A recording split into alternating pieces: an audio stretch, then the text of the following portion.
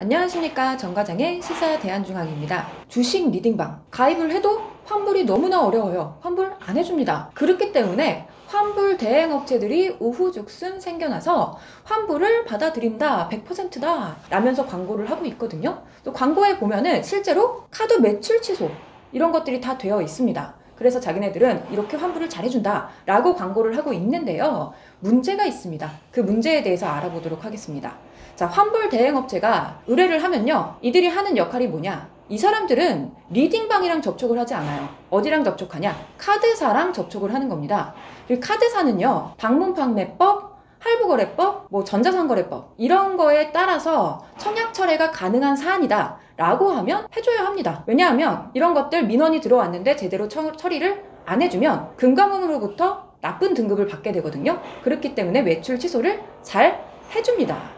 그러면 여기서 문제가 끝나는 것이냐? 그게 아니라는 겁니다. 왜냐하면 이거는 카드사가 일방적으로 취소를 해준 것이지 리딩방이 여기에 동의한 것이 아니라는 겁니다. 그럼 리딩방은 어떻게 하냐? 너에 대해서 내가 손해배상 또는 부당이득금 반환 청구를 하겠다 라는 내용의 내용 증명을 보내거나 심지어 소장을 보내는 경우도 있습니다. 그렇게 됐을 때 환불대행업체에 다시 문의를 하죠. 다시 토해내라는데요? 어떡하죠? 그러면 환불대행업체는 이렇게 대응한다고 합니다.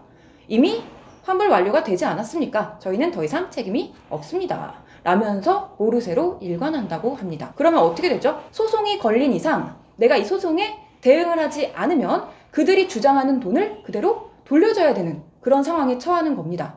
물론 전액을 다 반환하는 것보다는 변호사를 선임해서 합의 중재를 하거나 또는 민사소송 대리를 선임해서 소송 대리를 하게 되면 물론 전액 환불보다는 조금 더 좋은 결과를 얻을 수 있겠지만 소송으로 가게 되면 일단 비용이 많이 들기 때문에 소송 가기 전에 해결하는 게 중요하겠죠. 이게 바로 변호사를 통한 주식 리딩방 환불입니다. 변호사 같은 경우에는요, 주식 리딩방 환불에 대해서 카드사랑 접촉을 하는 것이 아닙니다. 어디랑 접촉하냐? 리딩방과 직접 접촉을 하게 됩니다. 그러면서 리딩방의 어떤 불법성을 명백하게 지적을 하면서 너희들이 이런 것들을 환불해주지 않는다면 민형사상 대응을 하겠다 라고 통보를 하게 되죠. 만약에 이 통보대로 변호사가 진행을 하게 됐을 때는 리딩방 업체에서의 손해가 훨씬 더 큽니다. 그렇기 때문에 차라리 환불을 해주는 것이죠. 이 경우에는 리딩방 업체에서도 동의를 하고 환불을 해준 것이기 때문에 뒤탈이 발생하지 않는다는 장점이 있습니다.